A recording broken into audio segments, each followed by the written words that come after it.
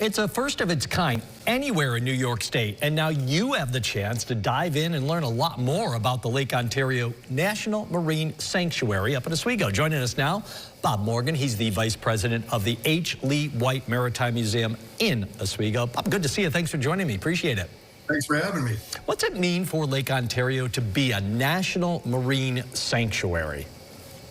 Well, it's tremendous because you think about it, the Great Lakes make up 1/5 of the world's fresh water, so it's kind of important.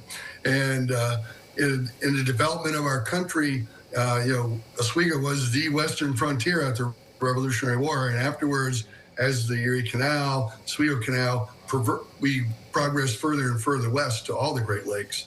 But we have to take care of them.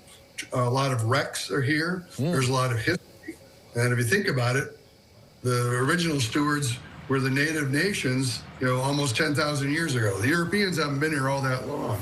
And we didn't always take care of the lakes, and NOAA is really helping us remember that we have to. Good. You got one of the reasons we wanted to bring you on. A week from tomorrow, so Saturday, June the 6th, you're going to have the Lake Ontario Waterfront Festival. What are a few of the cool things people might find there? I love the underwater stuff. Many cool things. It's the 82nd anniversary of D-Day, and we have an historic LT-5 tug which was used in the invasion, and was very, the large tugs, that's what LT stands for. There were 5 in particular that beached munitions on the shore, and we're in the process of getting her stabilized. We have our schooner. We have representation from NOAA will be there. Some of the other agencies, Sea Grant people, who's actually one of our sponsors. We talk about preservation. We talk about the last commercial fishing boat from the American side. The Eleanor D is located there. We have a shipwreck room. The museum will be open. And that's where a lot of things will be expanding with NOAA. Yeah, that part is cool. And I know you're a diver, so let's go a little bit deeper under the water. There are some cool videos people are going to see. How much history is living under the surface of Lake Ontario up there in Oswego? A lot. Yeah. I mean, there are hundreds of wrecks. Recreational diving is about to 125 feet. You get deeper than that, you have to get technical with decompression, nitrox, helium and things. So a lot of the work is underwater ROVs, and we have found many wrecks here. And one of the things that NOAA will be doing is putting dive buoys on those that are reachable so that ships will tie to the dive buoys and not drag their anchors and destroy what's down there. Ah, gotcha. They're big and small boats and ships. So we can call them ships. Yeah. Commercial ones, military ones. Schooners were huge. There's a lot of ships were built right where the museum is located, is right next to historic Global Dry Dock, where they built many ships.